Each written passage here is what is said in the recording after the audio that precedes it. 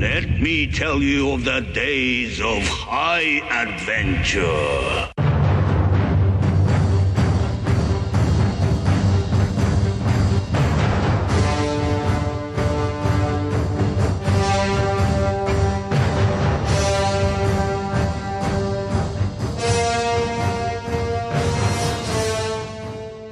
Hello, I'm Kevin. And I'm John. And this is 6 Degrees of Schwarzenegger, the podcast where we're taking a long, hard look back at some of our favorite action movies from the era of Arnold. Schwarzenegger is the icon of the genre, and we're taking a deep dive into some of these 80s and 90s cult action movies and breaking them all the way down.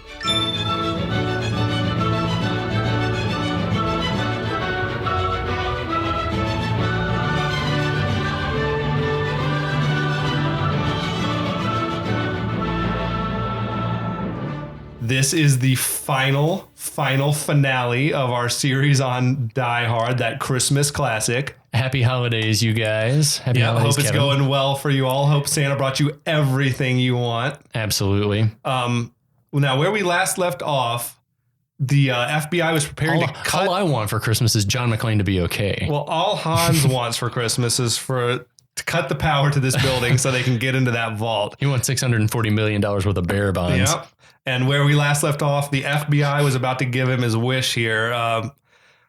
So we pick up, FBI's arguing with guys from the power company. Yeah, we sort of got an operator and a supervisor who disagree about being able to shut the power down from there at the location. There's sort of this argument over semantics. It's got to be done downtown. He's like, well, I can radio from here. It can't be done, not literally done from here, but yeah, it's a whole thing. I get the impression the supervisor is like, we don't want to cut this power off. Yeah, we don't want to do this. And the other guy's like, he's He's inept. Yeah. Or not inept. He's like, he's oblivious to what his boss is trying to get. Right.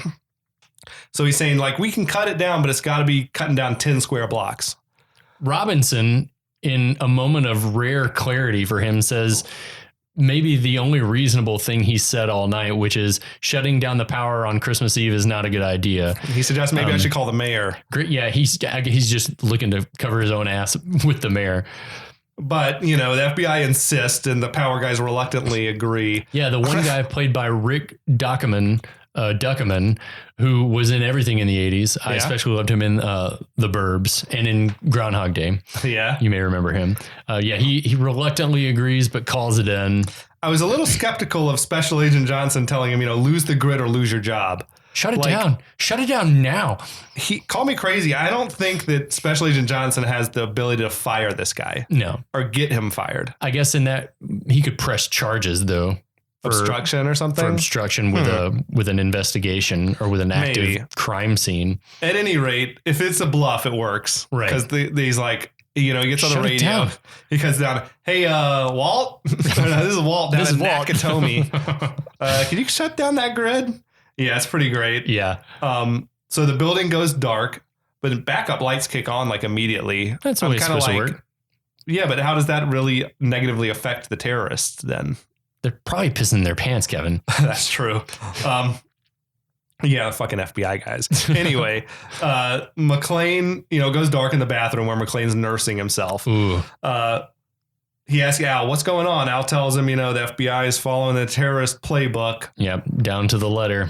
Now, as this is happening, the electromagnetic seal on the vault has deactivated. The seal is broken. The door just swings open. Ode to Joy swells. It's pretty great. Yeah, it's fucking awesome. It's filled with like art. There's samurai. There's a set of samurai armor in there. A few sets of samurai, like all kind of valuables, statues armor and stuff. Yeah. I love that the heavenly glow radiates from the treasure, like any good MacGuffin, and sort of like wraps Hans and Theo in this angelic like halo. They can't contain their smiles. No. Like it's working. And Theo's perfectly timed "Merry Christmas" in the beat with the music is synced great. with the music. It's amazing.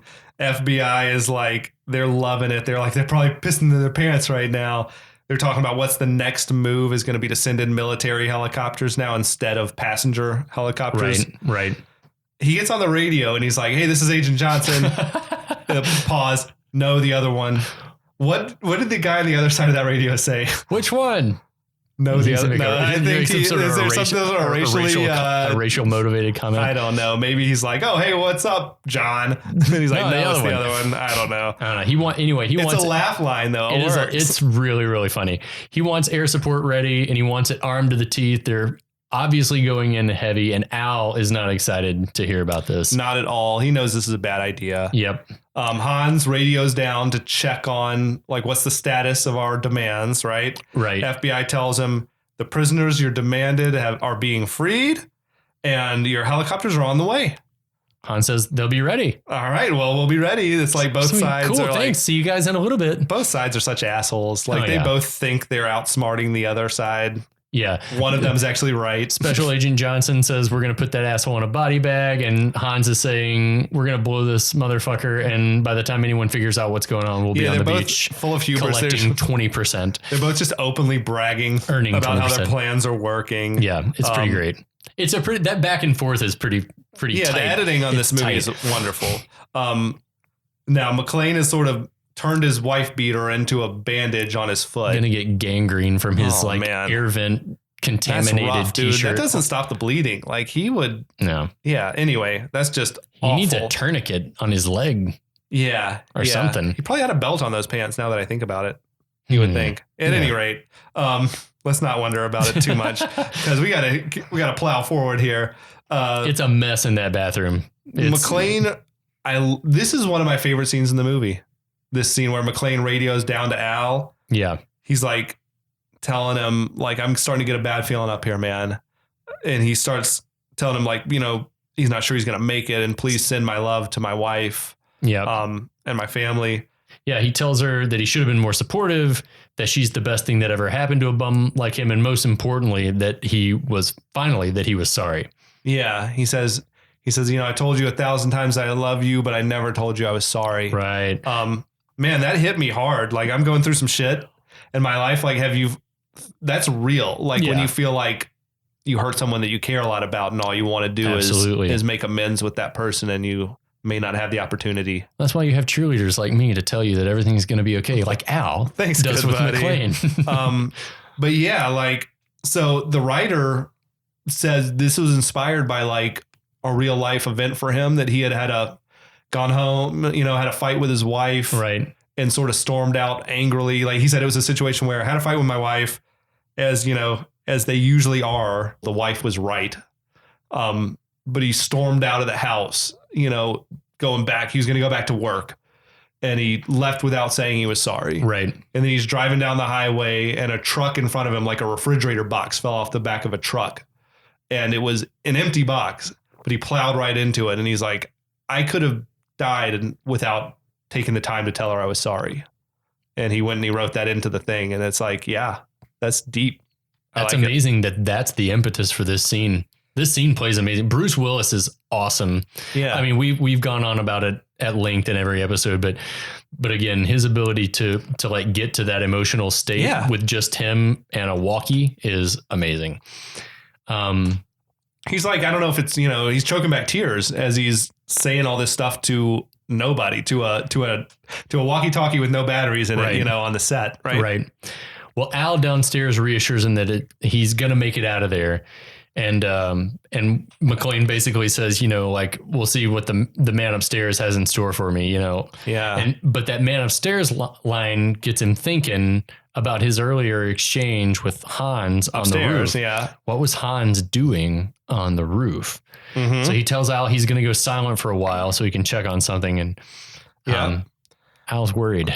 Meanwhile, at the McClane / Gennaro residence, Thornburg has descended. He's going at it with fucking Paulina, trying to force his way into their house. And then threatening that he's going to call INS, which was Immigration and Nationalization Services. It's like ICE. Yeah, the 80s and 90s version of ICE now. So that's a little timely and close to home. What a fucking prick. Yeah. He's like, you let me exploit these children or I'm going to have you deported. Skeezy dickhead. Yeah, he's awful.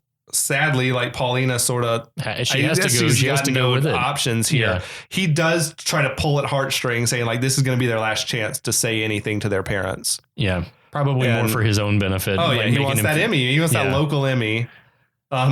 But on the roof, McClane is like discovered. Hop along, McClane. Oh, he's hobbling along. Leaving bloody footprints with every step. It's brutal, rough. man. Ooh.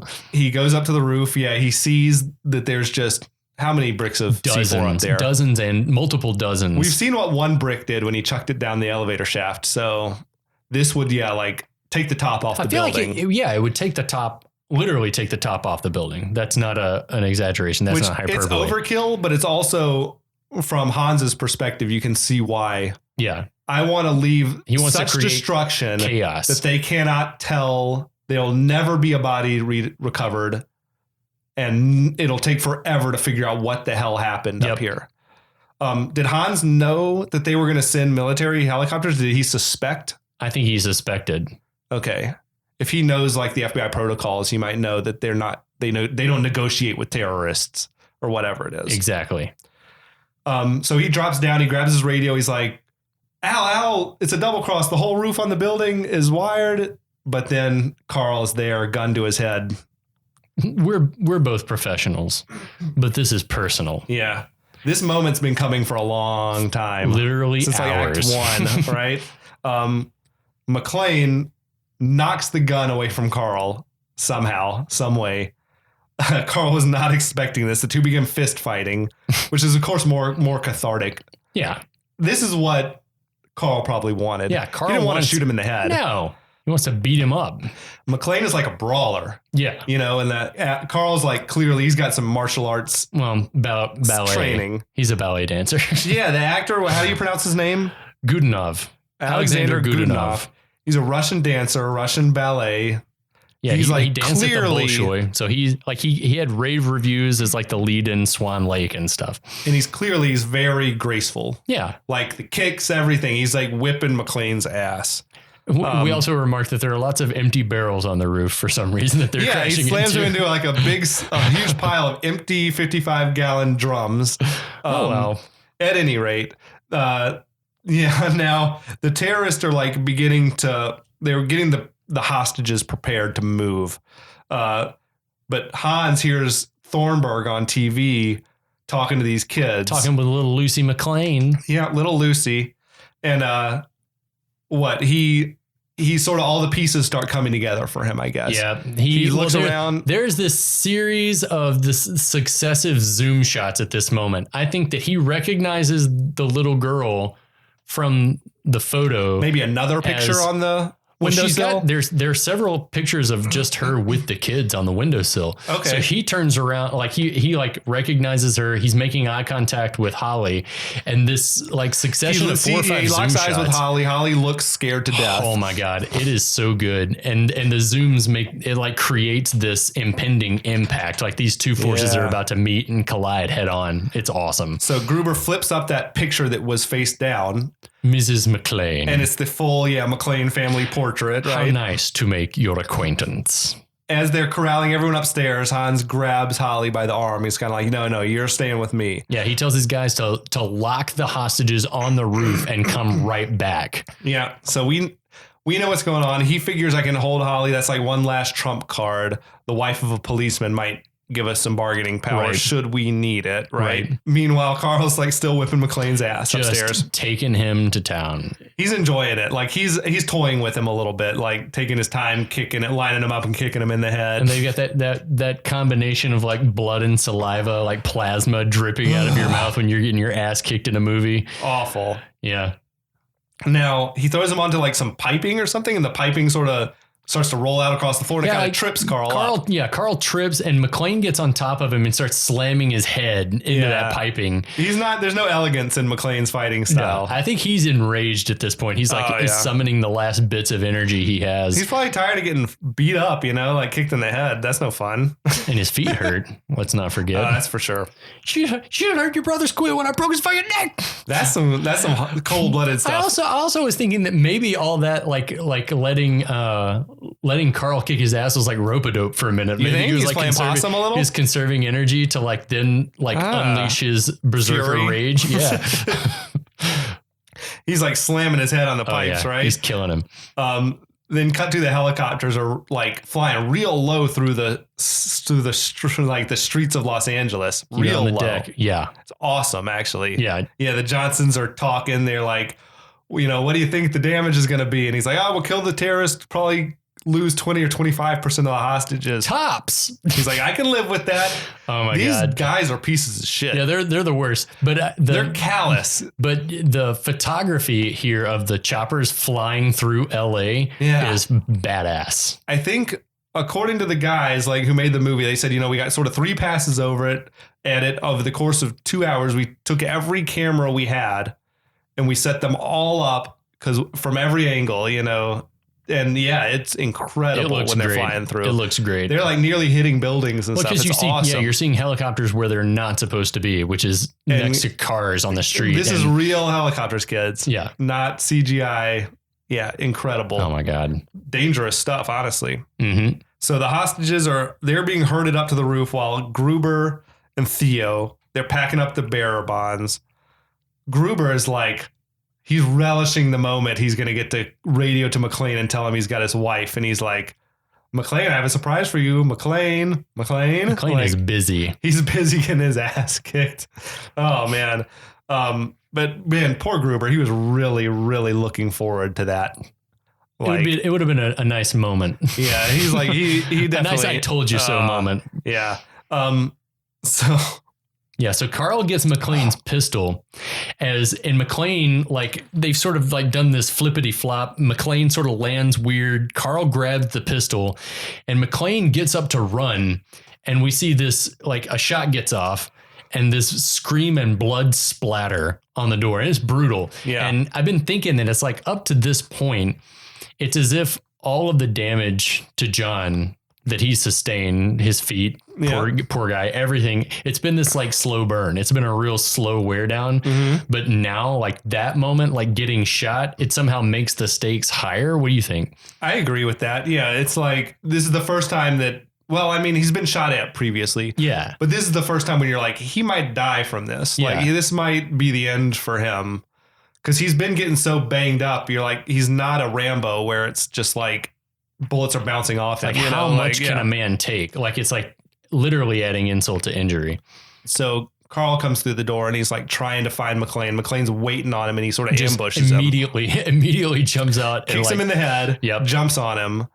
They're like wrestling around some more. He loses the gun, right? McClane goes into another berserker rage. I think at having been shot. Yes. And he's just wailing on Karl now. Yeah. Anyway, the fight rages on. Meanwhile, downstairs, Theo arms the rooftop bomb, and Hans tells him to get downstairs and get the truck ready for getting away. Right, and Holly is like, she's like accusing Hans of being nothing but a common thief, and then Hans is insulted by that. Ooh, he's like, I'm an exceptional thief. And he really is. Oh, he's burned up. He is an exceptional thief. Yes. He thought of everything. But since I'm moving to kidnapping, you should be more polite. Yeah, he's got a nice comeback as well. The fight rages on upstairs. Like, now they're fighting their way, up the stairs? Yeah. McClane has got him in like a headlock. He's smashing his head on the railing as they're going up, and he's like, I'm gonna fucking kill you. I'm gonna fucking cook you. I'm gonna fucking eat you. Yeah. And then Karl gets the upper hand. He's kind of bending him back over the railing. Like, it appears as though maybe he's like about to break his neck. Yeah. And then in a desperation move, right? McClane grabs the chain that's hanging down from an I-beam or whatever, wraps it around Karl's throat. It's hanging from like a wheel on a track. Yeah, they're like using it to move heavy stuff back and forth across the room. Packages, or something. but like crates and stuff. Probably all that Japanese armor that came in earlier. Yeah. So he wraps it around his neck, flings him over the rail, and then slides down the banister with the chain in his hand, like dragging Karl's hanging body behind him. Like sends him swinging across the room and like crashes into a cinder block wall. I always felt like it's always a oof when he hit that wall. Like, that's the least probably of Karl's problems at the moment, though, is bouncing off the wall. Now down on street level, Al and Dwayne are like watching the helicopters approach. And neither of them are pleased. Robinson is becoming more and more like to the good side. He's like, maybe he's none like, of this I got is a a bad good feeling idea. about this, Sarge, or whatever it is. And then in the helicopter, fucking Special Agent Johnson is super stoked. He's like, woo, just like fucking Saigon. That PTSD is kicking in. Oh, man. Yeah, dude, they're stoked for whatever's about to happen. They're stoked to fucking shoot somebody. Yeah, unfortunately. But yeah, Toxic masculinity. So Uli, our guy Uli, has gotten everyone up onto the roof. He's like the one guy doing his job here. Comes back down the stairs, flings the door open, and McClane's waiting there, shoots him. Unloads. Yeah. Later, Uli. The gore that splatters on the door when he shoots Uli is crazy. Absolutely. McClane goes up on the roof. He's like calling out for Holly. He finds the assistant. Yep. He's like, where's Holly? And she's like saying they took her to the vault. Where's the vault? I don't know where the fucking vault is. I know. I love the exasperation. The exasperation in his voice. Where's the vault? He's like, it's on the 30th floor off the stairs. He's like, okay, I can work with that. Thank you. You know?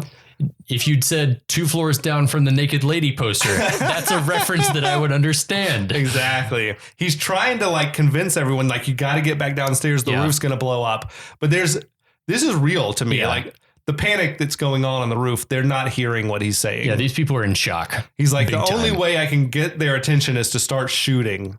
So he's like spraying bullets in the air, not in a way that's dangerous to the hostages at all. Above their heads, just to make noise and get them to move. And to his credit, it does get them moving. Yeah. They're like heading back down the stairs now. But not before the FBI sees it and thinks that he's a terrorist shooting the hostages. Man, the way this thing is written is so tight. Like all the action is like moving precisely, like fucking Holly's Rolex. One thing leads to oh, show him the watch. Everything precipitates the very next thing. It is like it's like that game Mousetrap. Do you remember that? Yeah. Yeah. Yeah. One Rube thing doesn't Goldberg work advice? without no. If everything doesn't happen exactly in this order, it's not gonna work. It's great. It's fucking awesome.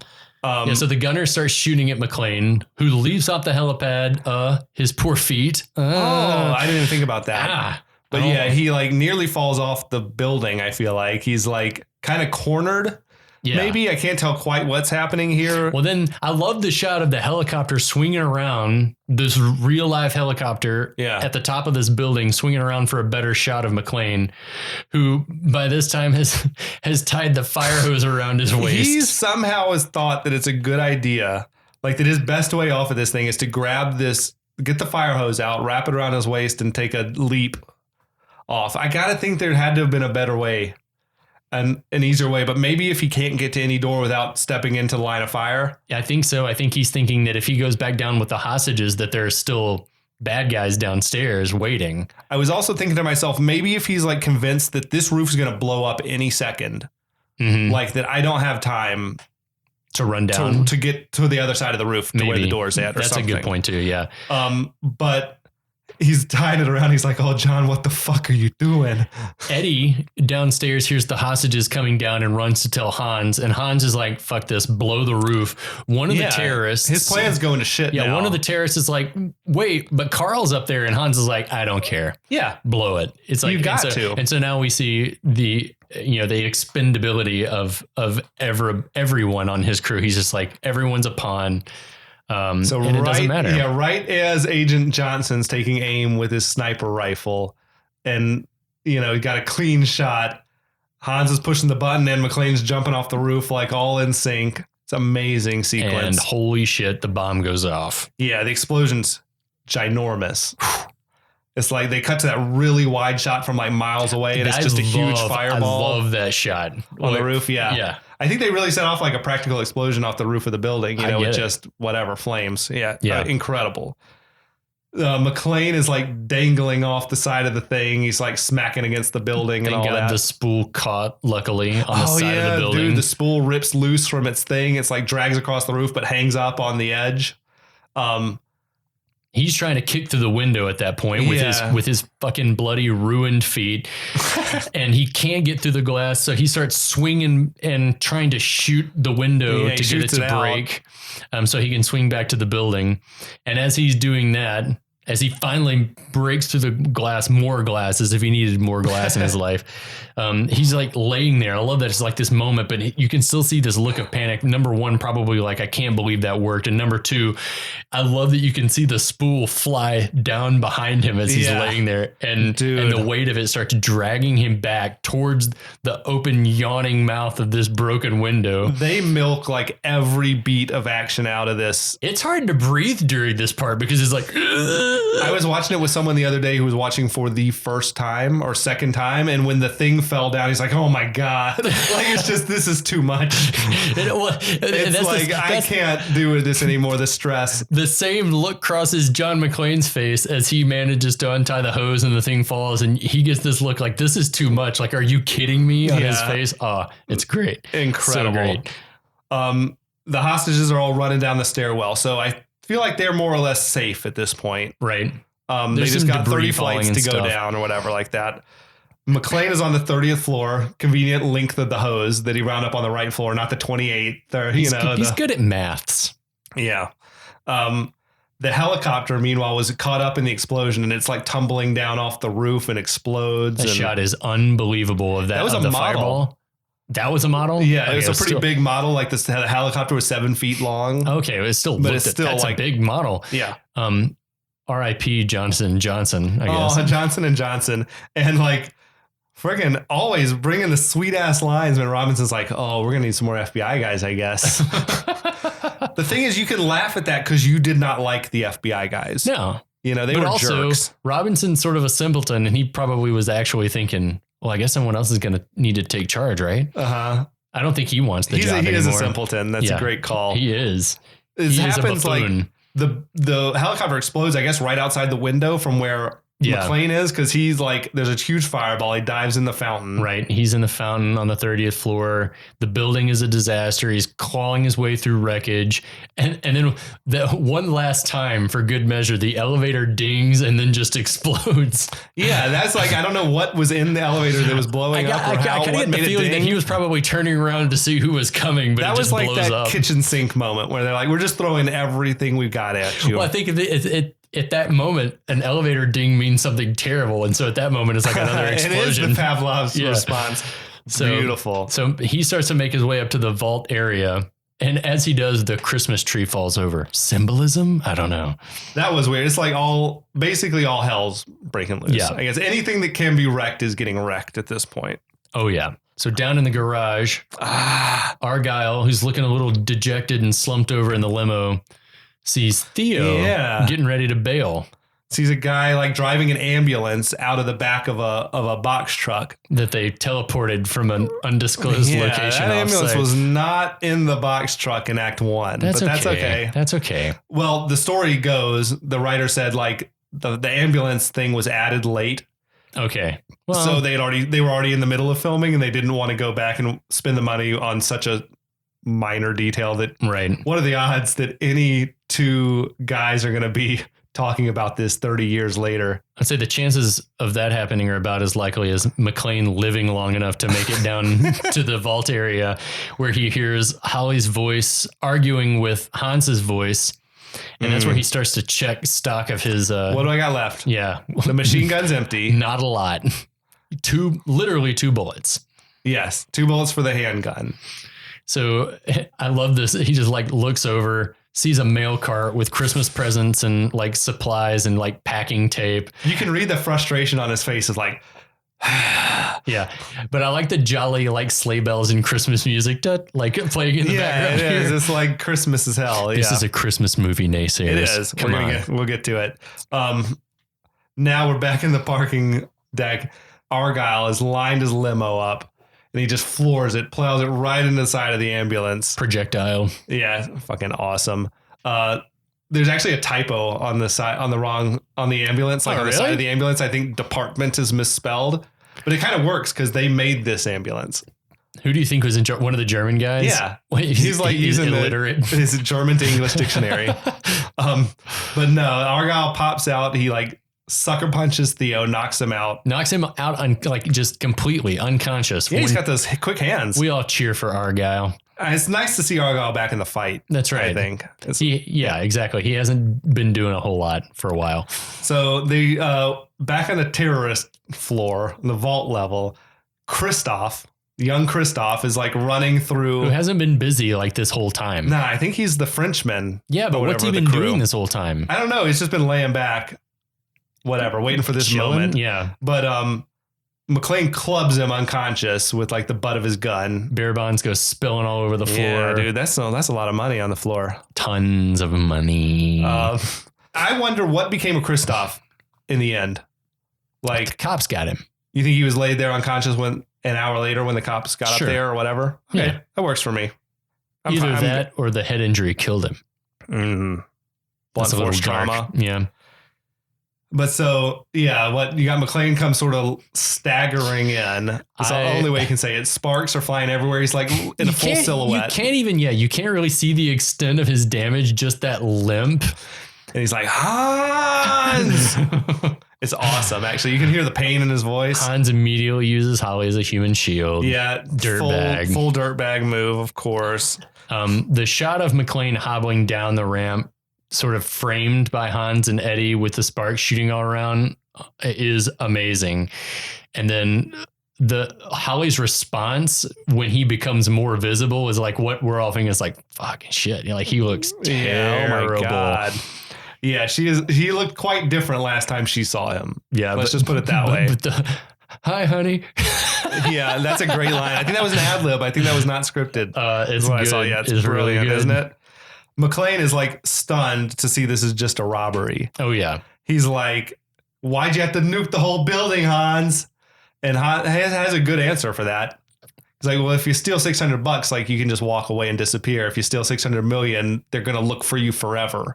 Unless they think you're dead already. They think that you've been destroyed in a nuclear explosion. Yeah. He tells him, drop the machine gun. Which he does. Quickly, of course. Eddie picks up his gun. Puts his hands behind his head. Which he took a giant conspicuous step toward earlier. But yeah, McClane puts his head like he's going to get cuffed, which I was like. I love the staging of this scene. It's too. like all the scales are tipped against McClane. How could he possibly get out of it? Yeah. Hans tells Eddie to stand down because he wants to kill. 9. This is mine. Yeah, I love it. Brilliant. Oh, it's so good. There's a more cowboy banter. Yeah, you got me. And yeah, he says, you're still the cowboy, McClane. Americans, all alike. Well, this time John Wayne does not walk off into the sunset with Grace Kelly. Yeah. Oh. Who's a major Kevin crush. Oh, all-timer. She's perfect. In Rear Window. Ooh. Perfect. Yeah. In High Noon, the movie references, amazing. Yep. But yeah. That's perfect Gary woman. Cooper, asshole. Yeah, that's Gary Cooper. Amazing. He's like, yeah. He's like, enough jokes or whatever. Well, then McClane says that he's like, Hans, you made a pretty good cowboy. Yeah. He's like, but he's working the angles. Totally. We know McClane's got something up his sleeve. Yep. Hans doesn't. No. Hans is like, he's basking in the praise. Yep. And then Hans says, what was it you said earlier? Yes. Yippee-ki-yay, motherfucker. Now, McClane starts that McClane chuckle. Yeah, this is one of like two. This doesn't work for you. Implausible moments in the whole movie. It's like that infectious laughter from McClane. In addition to because if I'm Hans and I've been through this, I don't know. Maybe again, I don't know that he even have a drop the gun conversation. Adrenaline's pumping and maybe hubris takes over. But if I'm Hans, I just kill him, right? Yeah, just shoot him. There's no reason not to just shoot him. There's no reason not to shoot him the second he drops the machine gun. Have they built up a Helsinki syndrome relationship to where they respect each other, that they're sharing this laugh together? Hans is finally feeling comfortable with it. But I don't know, man. To me, like, this shouldn't work. But Willis's performance sells it for me. That laugh. Just the fact that he's laughing. Then Hans cracks a smile, and then Eddie's like, Eddie starts chuckling. That's what I'm saying. Eddie, fucking natural born follower. He's like, I guess it's pretty funny. If boss is laughing, I'm laughing. Yeah. Holly, however, the smart lady in the room knows that something is up. Yeah, I love that. She knows John well enough to know that this is not in character for him. He gives her the signal, yells her name. Holly. She hits the deck. Shoots, he gets what? He gets McClane Gruber right shoots through the chest. Right through the chest, and then does the slick, like, underneath the arm motion and, like, shoots. Forehead. And shoots Eddie dead between the eyes. Yeah, incredible. And then blows smoke from the barrel.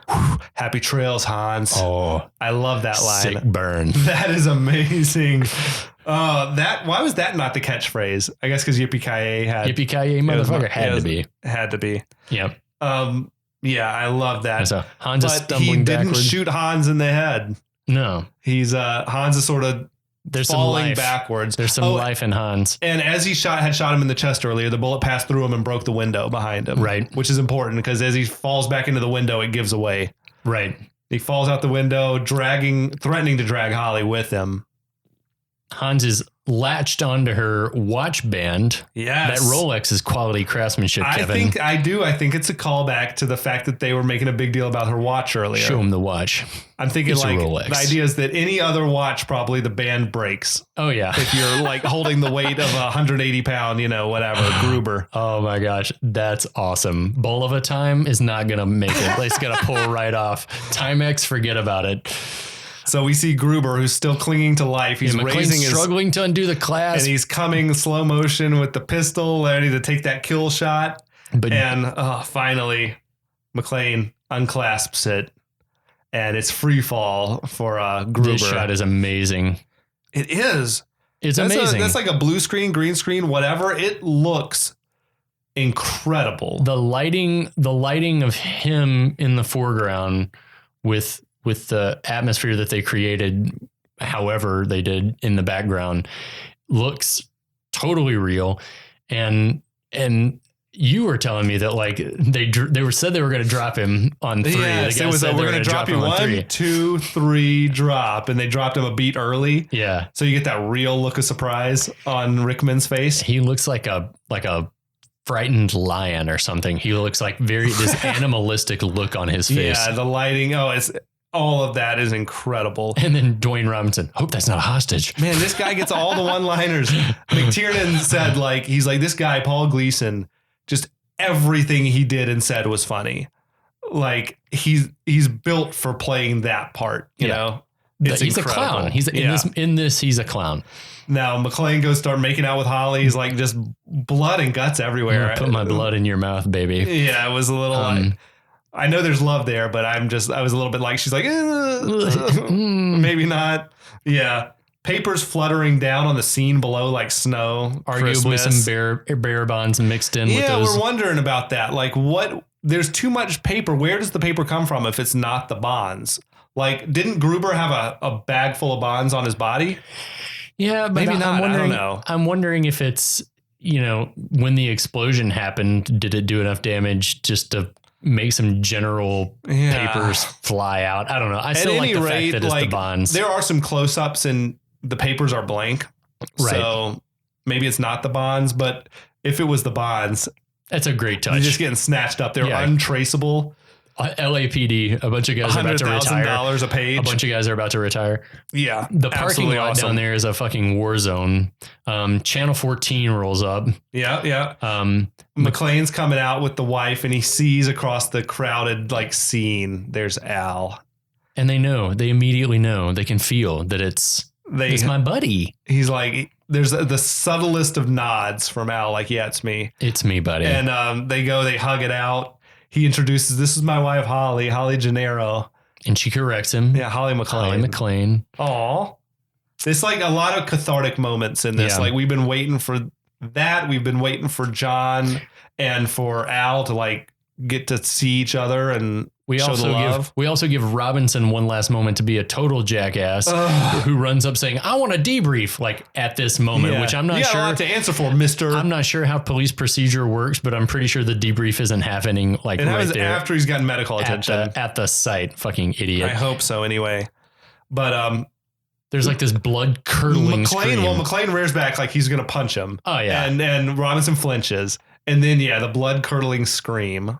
And it pans over and it looks like Karl who must have a really strong neck,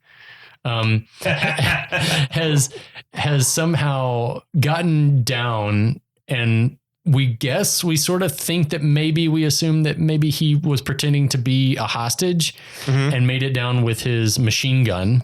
That's the only thing that makes sense, is that he managed to get free of the chain and blend in with the hostages. Because he's kind of been wrapped in a blanket, like when he gets down there. Like, yeah, they took care of him. So he takes aim. He's about to unload and kill McClane, who's shielding Holly. And at the last second, shots ring out. Yes. And Karl falls dead. Several shots ring out. A lot, yeah. I think the 6-shooter emptied, perhaps. He needed every one of those shots. Yeah, to knock that big bastard down. And it's a Christmas miracle. Yes, it was Al. Because Al got over his years of post-traumatic stress disorder. Yeah. And overcame it all. It bothers me a little bit. It's like, oh, thank God Al can kill again. It's like he's recovered. He's regained that killing spirit. Merry Christmas. It's a Christmas miracle. Al is once again taking lives. Oh my God. Because you see, like, he's a little bit trigger happy. Then there's the big bang bang, and is that when it happens? Like Argyle comes busting out of the parking deck, yeah, and he wheels around like ready to shoot some more. I think he's ready to protect his boy. Is the thing. And then McClane grabs his hand. Is like, no, this one's with me. Yeah, don't shoot the guy in the limo. We also see that Thornburg is back, shoving a mic in the McClane's faces. And Holly just fucking decks him. Yeah, she laid him out. He had that coming, for sure. Well, everyone gets their comeuppance in this thing. Well, I mean, maybe not Robinson. Maybe not Robinson, but then again, he kind of showed he wasn't terrible. I don't know. Do you think he learned his lesson? He deserved a punch. I don't think he learned his lesson. That's true. Anyway. It's funny though. Argyle drives right through the gate. A thing he could have done any time. Yeah, I have my note is, why not do this as soon as he heard the news? Yeah, hours ago. I would think his CV that tip works, better right? have been massive. Yeah. Yeah. Well, who's going to give it to him? The Nakatomi Corporation? Poor Takagi's not around to sign for it anymore. Shit. Argyle was in a lot of trouble. Oh, yeah. He wrecked the car. His boss, he probably got fired. Poor Argyle. He didn't run the company. Shit. Things really went downhill for Argyle after this. Got shit canned. Yeah.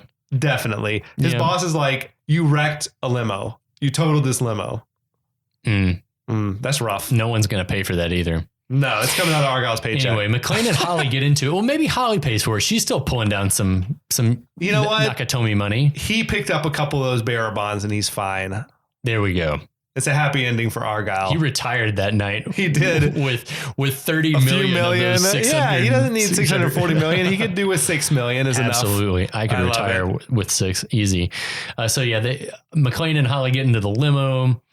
You know what? Then Thornburg turns to the camera. Did you get that? I give him credit. He could take his medicine. Yeah. He's like, I deserved that. He's a seasoned professional. He's like, and it's good for us if we got that on camera. Yeah. I like it. I can 100%. Work with that. Argyle gets to drop his line. Like, if this is their idea of Christmas, I got to be here for New Year's. Dropping the concept, the idea, the hint of a sequel. Of Die Hards to come. Die Hards of Christmas future. Yeah. They're kissing in the back of the limo and blood it's sweet, in your mouth, right? Yeah. As Let It Snow. This is the Von Monroe version of Let It Snow. Nobody has no place to go, Kevin. Yeah. Let it snow, let it snow, let it snow. People, fans, friends, that's Die Hard.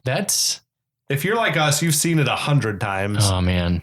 It's amazing. It is a Christmas movie. It's over the top, but as my good friend Andrew says, shut up and enjoy the Die Hard. And that's like his line for all action movies. Sometimes you just have to shut up and enjoy the Die Hard. And this one, the original, is an easy one. This movie is it's a classic for a reason because it's nearly flawless. Yep. It is a Christmas movie. It is. It clocks in top 10 action movie, top 10 Christmas movie. Oh, yeah. By any metric. You watch it. I watch it every year. Do you watch it every Christmas? Oh, yeah. It's on my list. I got maybe 5 to 10 Christmas movies I watch every year. And this is definitely one of them. For sure. Yeah. It's incredible. Its legacy was incredible. It had, its own franchise, obviously. But it's the gold standard for this real world action movie. Yeah. It may not be the most quintessential action movie of the genre, but it is Yeah, as you But say, it the also gold might standard for be. me. but I agree. Yeah, for this, Well, I'm there's talking like about- different. There's the sci-fi action movies. There's post-apocalyptic. Well, I this think is like the real world action. Well, you sort of movie. gave it the qualifier, and it's like real world. Yeah. And it's like, it's not a Schwarzenegger It's not or Terminator. Stallone. You know, yeah, exactly. It's yeah. This is you know, something that could conceivably happen anywhere. this anytime. is like if your chiropractor was also an action star, the family dentist. It also like, you know, it's the standard because there were so many movies that followed this that were like Die Hard on an airplane. Right. You Exactly. know, Passenger 57, Die Hard on a boat. Bus on a Die Hard bus. on a boat. It's like, Yeah. Die Hard in the White House, Die Hard here, Die Hard there. Like it became the reference point for action movies, for a hero Absolutely. trapped in a place with bad guys. Amazing. We hope you guys have enjoyed this. We hope your holidays have been very happy. Yes. We hope that you've died hard with us, all of our 6 degrees of Schwarzenegger love to you and yours. and we can't wait to see you guys in the new year. Yeah, we got a lot more for you. So stick with us. We'll take good care of you. Rock and roll. All right, we'll be back. Oh, the weather outside is frightful, but the fire is so delightful. And since we've no place to go, let it snow, let it snow, let it snow. It doesn't show signs of stopping, and I brought some corn for popping.